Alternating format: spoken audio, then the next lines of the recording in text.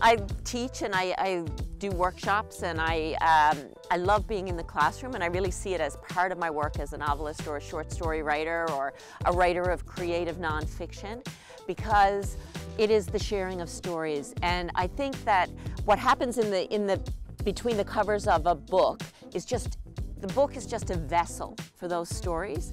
But what happens in the classroom is discussion about the book. I travel, I do public readings, and in meeting with audiences, we talk about the book, and literature becomes a living, active thing. And with my students, we're talking about, like, what is a story? How do we make the blood in the reader's veins pump faster, and how do we make them cry, and how do we make them laugh? And those are the kinds of things we talk about in the classroom, and I think it's a big part of what happens when I am alone and I'm writing. I bring all that discussion in a certain way with me, and I think about techniques. But the techniques when I'm alone fall into the background, and I just capture the story.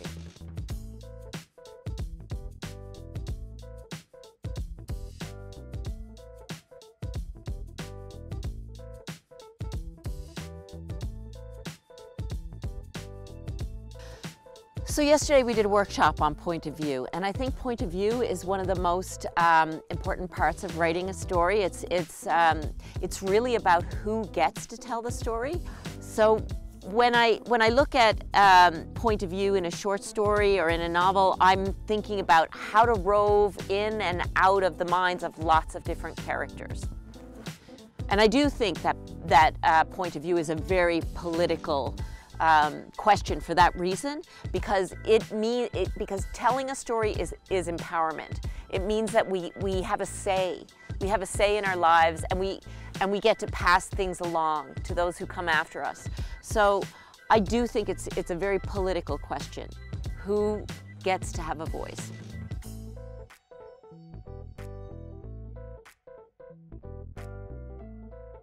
People sometimes say, oh, you can't teach creative writing. Of course you can. There are tools that you have to learn. People don't say to architects or engineers, there's nothing to learn about building a bridge.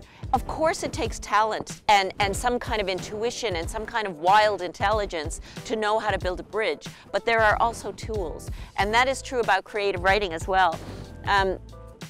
So when we're in the classroom, we're talking about things like point of view. We're talking about character development, how we know a character. We're talking about the power of imagery. We're talking about pacing. We're talking about plot. We're talking about how can you play with time in the novel to create new meaning. We're talking about dialogue. What does it sound like when people actually speak? We're talking about everything that can make a story. And we listen to each other's stories, and each student critiques each other's stories. And that's the way we learn how to make. You can learn to write without going to a creative writing class. Of course you can. But you learn so quickly when you have an immediate audience responding to your work.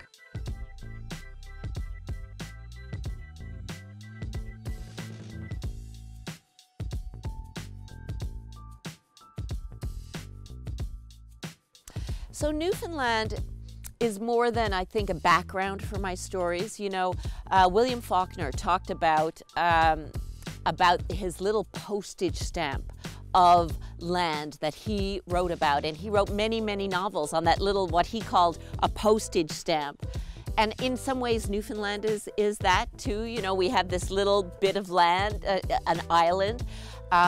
But there are tons of writers from Newfoundland, and it feels like we can never exhaust the stories from there, and they're important stories, and they're particular stories. And so when we read about someone else's particular life, we experience it, we recognize it. And that is what we mean about the particular being in the universal. And that, I think, is where the novelist has to go to capture an experience that speaks to someone other than themselves, that touches another human being.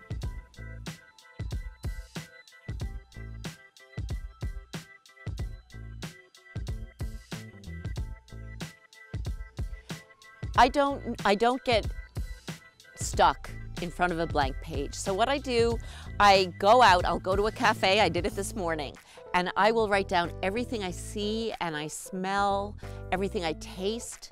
I wrote about the waitress this morning who was writing on a curved glass over these beautiful pastries about St. Valentine, and that, you know, you could get this magnificent meringue for, I don't know, €8 or something. And I watched her mark and make, you know, very Baroque swirls and curlicues around this ad. And I watched her, you know, put on latex gloves to touch the croissants. And so I wrote all that down because I can imagine her sometime being a character in a novel or a short story.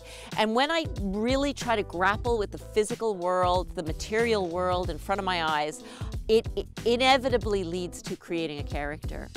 What I do get stuck on sometimes is a moment in a novel where there is a problem that has to be solved. And that can be harrowing and hair pulling out and, you know, just so rattling when I don't know the answer. But luckily, sometimes if you go to bed and you go to sleep, you wake up in the morning and it's like, oh, I have it. So that is the challenge of writing.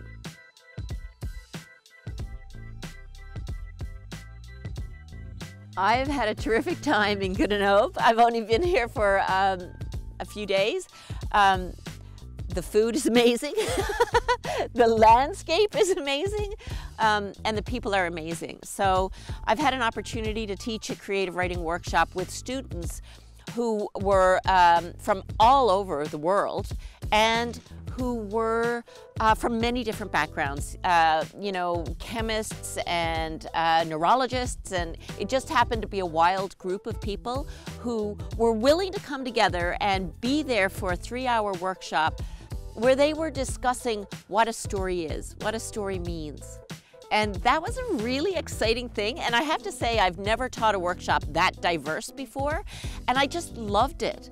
I loved that people were willing to gather to talk about stories and also to step outside of their disciplines where they would have been comfortable.